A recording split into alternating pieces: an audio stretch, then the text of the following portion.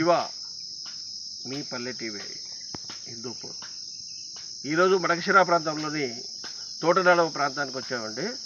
పల్లె అందాలు చూడడానికి కోసం ఈరోజు మీ పల్లె టీవీ మడకశిరా సందర్శించింది.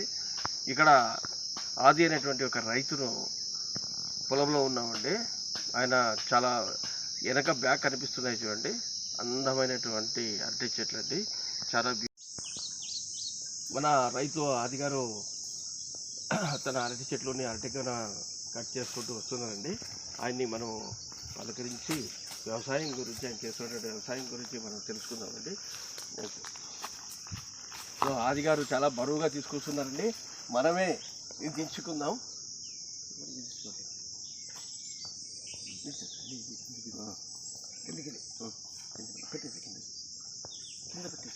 పడిపోతుంది.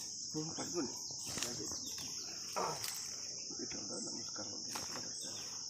నమస్కారం అండి ఆది గారు. నమస్తే.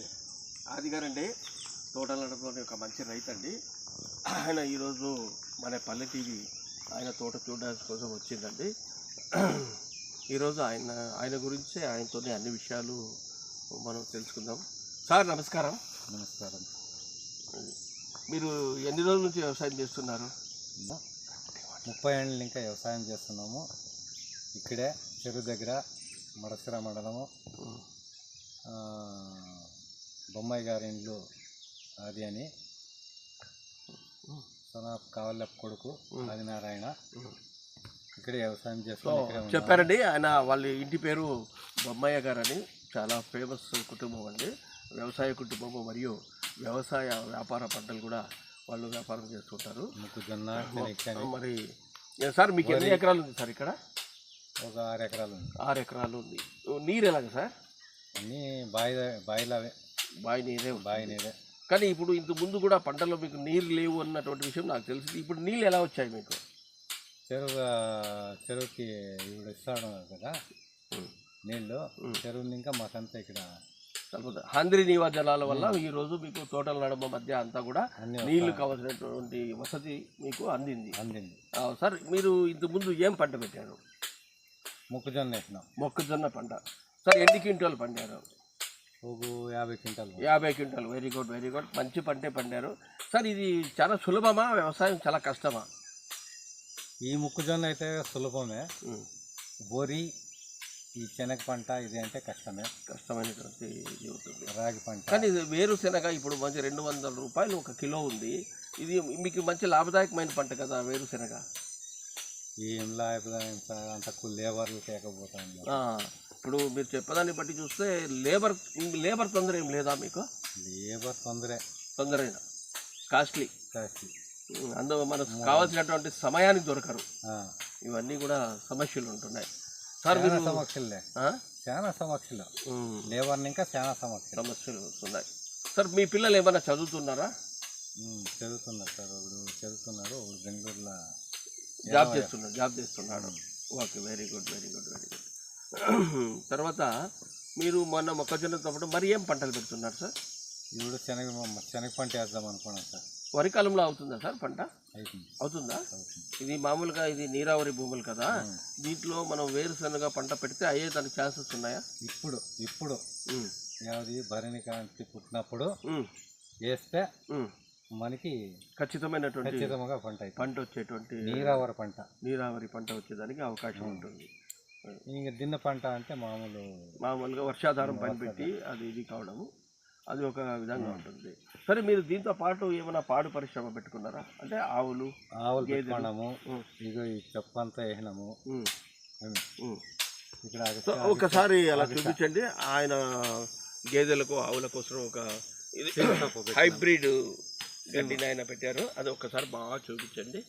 సీన్ షాప్ పెట్టినాము.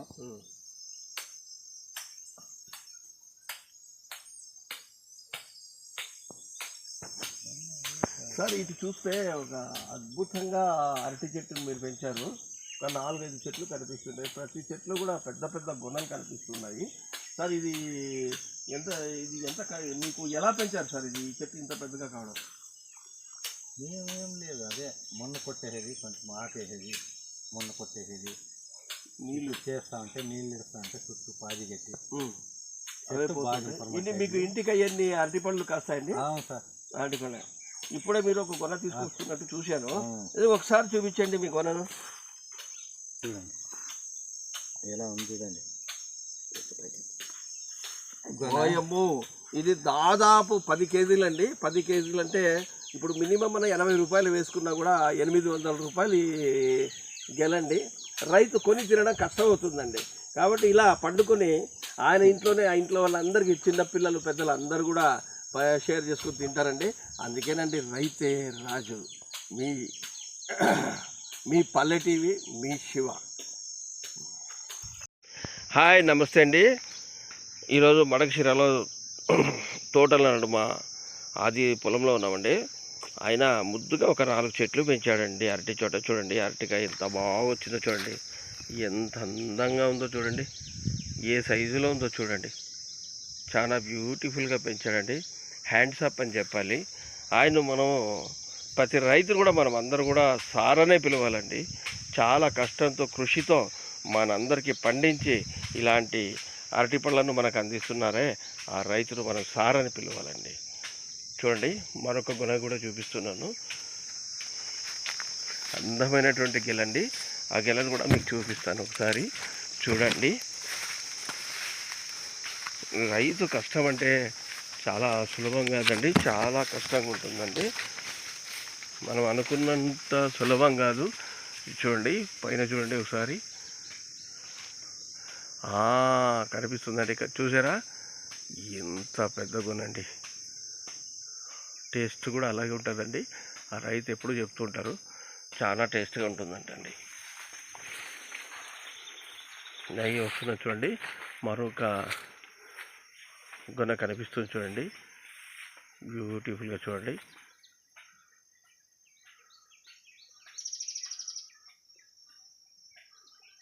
ఓయమ్మో, ఎంత పొడవు ఉందండి. అలాగే అటు సైడ్ కూడా చూస్తే అక్కడ కూడా ఒక గొన కనిపిస్తుంది. అక్కడ కూడా ఒక గెల వేసిందండి. అది కొంచెం చిన్న సైజుగా ఉన్నట్టుంది. ఓకే, నెక్స్ట్ చూద్దామండి.